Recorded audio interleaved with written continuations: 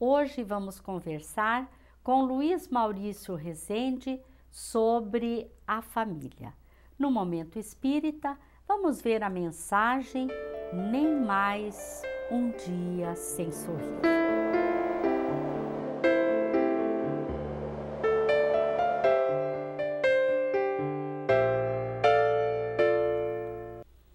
A convivência familiar nem sempre é harmônica.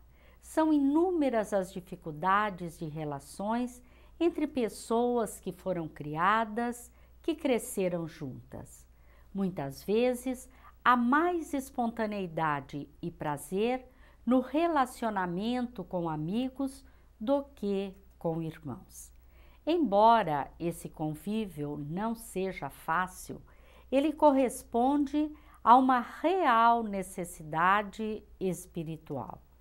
Em inúmeros outros contextos, a providência divina reúne no mesmo lar espíritos que se permitiram equívocos uns contra os outros. A família se torna um poderoso instrumento para eliminar rancores seculares e viabilizar a transformação moral das criaturas. É sobre este assunto que vamos conversar com Luiz Maurício Rezende depois do Momento Espírita.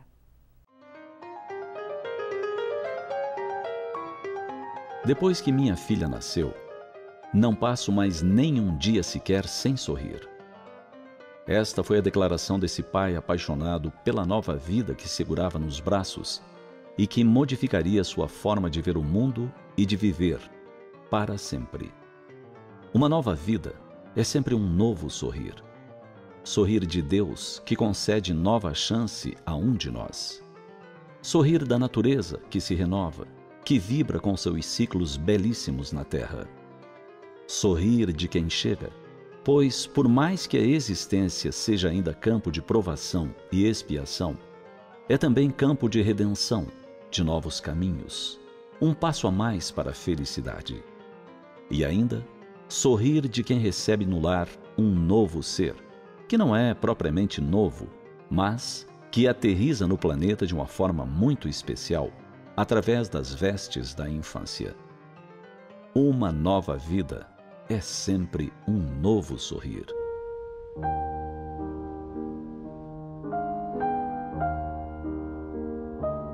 Identificamos na criança a confiança que o Criador deposita nas mãos da humanidade.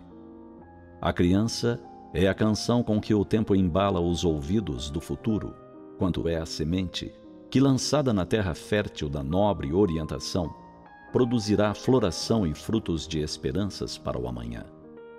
A infância é o poema de amor e docilidade que o Pai Maior recita para seus filhos queridos, mostrando-lhes o caminho da pureza que os incita a construírem suas almas. Aprendamos com a simplicidade da infância, com as primeiras conquistas e com esse olhar de admiração e encanto que somente os pequeninos têm. Aprendamos com eles a importância do aconchego, de estar sempre perto, abraçado a quem se ama. Aprendamos a confiar no colo do pai e da mãe, que não nos deixam cair em momento algum. E assim, nos entreguemos à vontade de Deus, que nunca nos desampara. Aprendamos com as crianças a perceber as minúcias do espaço à nossa volta, os detalhes, as delicadezas da existência. Aprendamos, enfim, a dar a nós mesmos novas chances, novas oportunidades de acertar, pois o Criador assim o faz sempre e com muita competência. Não deixemos que o tempo, na companhia delas, passe voando. Não. Lembremos de cada progresso, de cada nova vitória, registrando tudo nas fotos, gravações e, claro, no coração. Porque uma nova vida é sempre um novo sorrir. E quem de nós não precisa sorrir mais? Sorrir de alegria, sorrir de gratidão, sorrir por amar, sorrir, por estar vivo. O Criador maior e suas leis perfeitas desejam que sempre estejamos sorrindo, Dessa forma, promovem nosso crescimento através das eras, pelas sendas do amor infinito. Quem sabe um dia todos possamos dizer: não passo mais nem um dia sequer sem sorrir.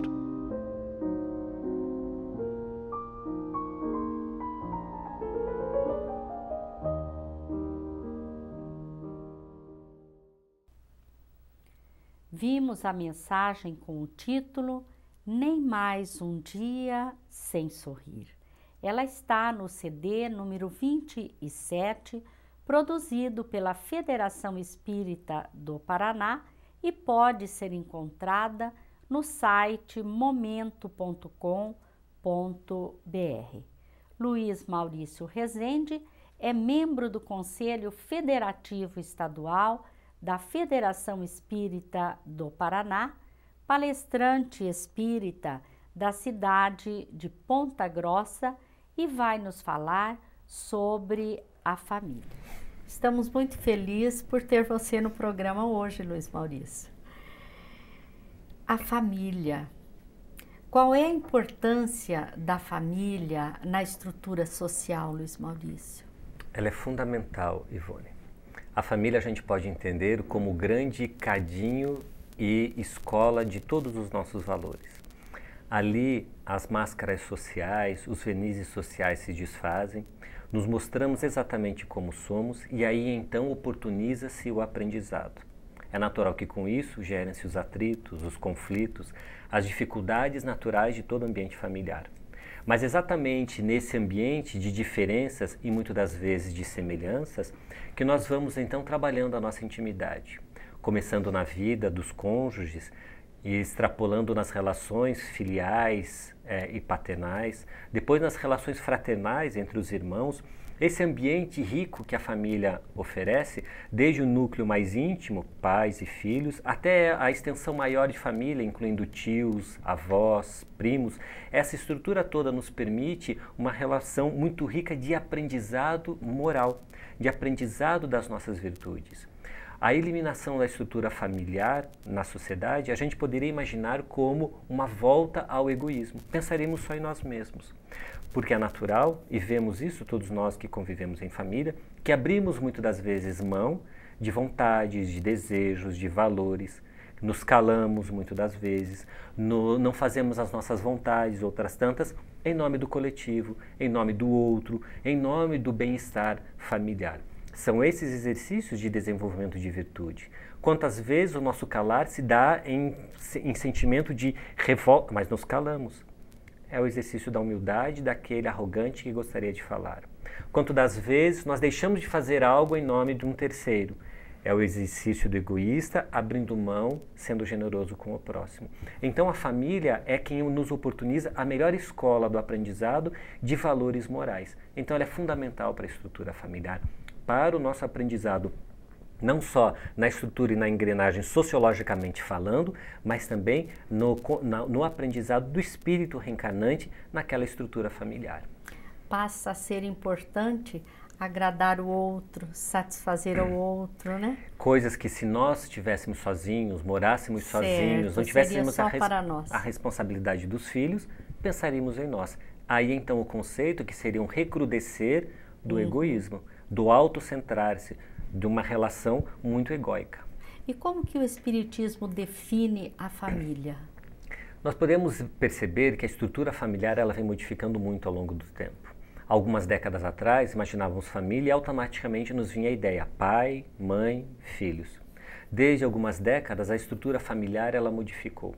Essa constelação familiar, no dizer poético de Joana de Ângeles, ela vem ganhando outras formas. Vemos agora famílias monoparentais, onde só há o pai na estrutura com os filhos, ou só a mãe. Por mais que as nossas relações sociais, por mais que a nossa sociedade hoje permita e veja essas relações, o importante é que ali esteja o aprendizado, haja o amor e a responsabilidade daqueles que assumiram os laços e as responsabilidades do seu papel. Porque não importa se a família não tem o pai e a mãe, se a pessoa solteira decidiu adotar o filho, ou se um dos cônjuges decidiu deixar o casamento e manter a família monoparental. Não importa qual seja essas circunstâncias, muitas das vezes a avó assume o papel de mãe, ou avô, ou de pai, adotando ou criando os netos quando o filho evadiu-se da responsabilidade. Ali também é a família. A avó, do título social de avó, efetivamente tem o papel e a responsabilidade de mãe ou avô de pai, quando não a madrinha, o tio, outras relações, ou um amigo da família assume essa responsabilidade. Isso será sempre família. Família é aquele círculo íntimo onde convivemos, onde vivemos, onde assumimos papéis de responsabilidade e de aprendizado uns com os outros. Porque embora essas constituições de família elas tenham enriquecido, diversificado, variado muito ao longo das décadas, o conceito sempre de responsabilidade, de aprendizado e de amor, ele é válido para qualquer que seja a constituição da nossa família. E os pais são responsáveis pelos atos dos seus filhos, assim como pela educação que lhes ofereceu? Qual é o grau de responsabilidade dos pais? De uma coisa sim, da outra não.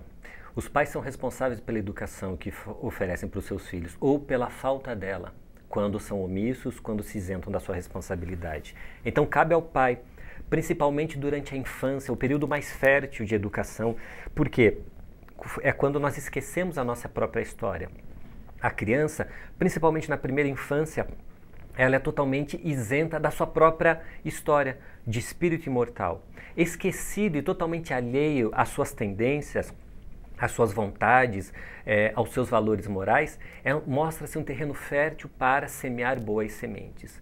Então é ali que nós vamos ao espírito imortal reencarnante, muitas das vezes reincidente na desonestidade, é ali na infância que aquele espírito imortal irá receber as sementes da honestidade. É ali que o egoísta irá aprender a ser solidário. É ali que então os valores mais nobres podem ser trabalhados com a criança, não só no conceito, mas principalmente através do exemplo. Porque não adianta nada eu dizer para o meu filho, não minta, toca o telefone em casa, diga que eu não estou porque eu não quero falar com fulano. É uma educação manca, é uma educação que não faz muito nexo e sentido para a criança. Então, a educação ou a falta dela, responderemos sim. Porém, o que os filhos fizerem dela, os seus atos, principalmente quando assumem para si a responsabilidade, falamos então da adolescência em diante, a fase adulta, não é minha responsabilidade. Imaginemos a situação em que eu seja um pai, uma mãe, cônscio dos meus deveres, invisto todo o meu tempo e tudo que está ao meu alcance e as minhas condições, porque a gente também não pode exigir a perfeição do pai e da mãe. São pessoas falhas. Então, mas eu ofereço tudo que eu tenho e o melhor possível. E o filho decide enveredar por um caminho difícil, por um caminho moralmente questionável. Os pais responderão por isso? Não. É o livre-arbítrio do filho. Ele responderá pelo que fez da sua vida. Mas eu responderei pelo que eu me dediquei à educação. Então, a consciência tranquila do pai, da mãe, estará sempre relacionado ao quanto ele investiu naquilo que ele tinha de melhor no processo de educação, quando era tempo de educar. Porque não adianta chorar e reclamar o filho aos 18 anos, achando que eu deveria ter feito tal coisa. Deveria ser aos 8, aos 6, aos 4 anos, e não esperar aos 18 anos para tentar educar o filho. Luiz Maurício, nós vemos tantos desentendimentos, tantas desavenças na família. Por que é justamente no ambiente familiar que nascem tantos conflitos? Poderíamos dizer, Ivone, que por duas grandes situações. A primeira delas, que nós não conseguimos manter 24 horas por dia e na intimidade familiar, de pijama, de pantufa às 7 horas da manhã, ao mesmo verniz, simpatia e tolerância que a gente mantém com as pessoas que pontualmente encontramos. Então, muitas das vezes no ambiente de trabalho, somos muito mais polidos que em casa. Com os amigos que encontramos pontualmente, somos de uma tolerância que não dispomos em casa. Porque se eles estivessem conosco no nosso dia a dia, talvez não dessemos conta de tanta coisa.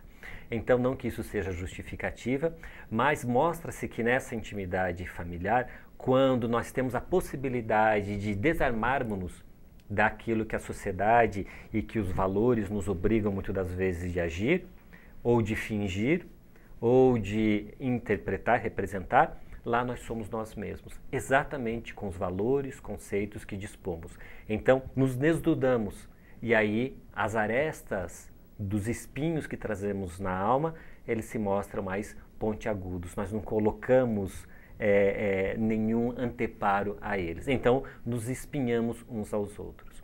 E o segundo motivo é que o planejamento reencarnatório, não raro, por sinal com muita frequência, ele nos convida a reencontrar antigos desafetos na intimidade do lar.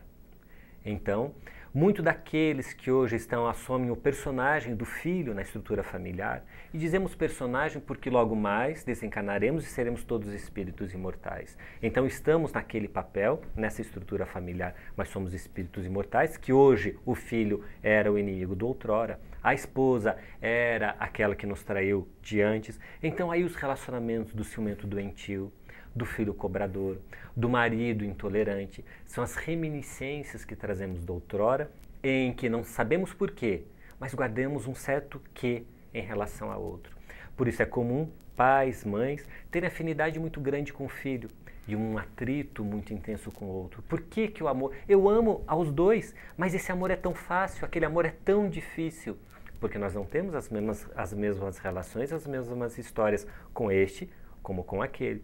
Não que isso nos exima da responsabilidade, ou dizemos que agimos melhor ou pior com o outro. Não é disso que falamos. Falamos daquilo que o coração nos diz. Porque é tão fácil. Parece que a gente fala com um dos filhos, ou com o esposo, com a esposa, uma frase, ela é perfeitamente compreensível. Para o outro, eu falo A, ele entende Z. E aí a confusão se instala. São as histórias do ontem, que hoje voltam. E por que na intimidade familiar? Porque em determinadas relações, somente o convívio intenso, o ralar do dia a dia nos oferecerá a oportunidade de transformar o desentendimento do ontem no amor de hoje, a incompreensão de ontem na tolerância de hoje. Então, sempre quando nós reencontramos esses desafetos nessa estrutura familiar e que afloram nessas dificuldades, nesses atritos, louvemos a Deus pela oportunidade, porque é justamente neste turbilhão de emoções que nós vamos reconstruindo valores tão difíceis de ontem, agora de maneira mais saudável, mais lúcida e mais coerente. Em muitas situações, as pessoas se evadem, fogem dessa situação no lar, não é? É justo nos evadirmos do lar, abandonar as responsabilidades, Luiz Maurício? É muito diferente esse conceito que você coloca, Ivone, de evadir, de abandonar responsabilidades, do que simplesmente o conceito da separação. O casal que decide separar-se, constituiu família, tem filhos, em determinado momento da existência decide separar-se, é uma decisão de cunho íntimo e deve analisar o porquê separaram. Então, eu respondo pelas minhas ações e pela separação. Quando eu percebo que a relação está doentia, que eu já não tenho mais capacidade e estrutura emocional, que o ambiente do lar está virando um ambiente doentio, que o amor virou tolerância, a tolerância está virando incompreensão e logo mais virará ódio, se eu não dou conta, talvez seja nessa situação, melhor separar-me para uma melhor convivência, para que permaneçamos amigos, para que permaneçamos com uma relação saudável antes que desborde em outros valores menos nobres e piore a situação. Mas essa é uma decisão de foro íntimo que cada um de nós deverá decidir se e quando, se necessário, e quando necessário. Porém, o separar-se de maneira nenhuma nos exime das responsabilidades. Continuamos pai, continuamos mãe, continuamos educador, continuamos provedor dos filhos, da prole, do lar, das necessidades econômicas, financeiras. Então, o evadir-se, abandonar as responsabilidades é muito diferente do separar-se. Se o separar é uma decisão de foro íntimo e ela pode, muitas das vezes, naquela situação, analisado, ser o mais adequado perante as dificuldades emocionais e íntimas do casal, o eximir-se da responsabilidade, o efetivamente evadir-se, ausentar-se do lar, da educação, da criação dos filhos, este é uma irresponsabilidade de alta monta, que responderemos por isso. Aí, aquilo que nós hoje abandonamos, amanhã, por lei da vida e por justiça, é o que nos abandonará.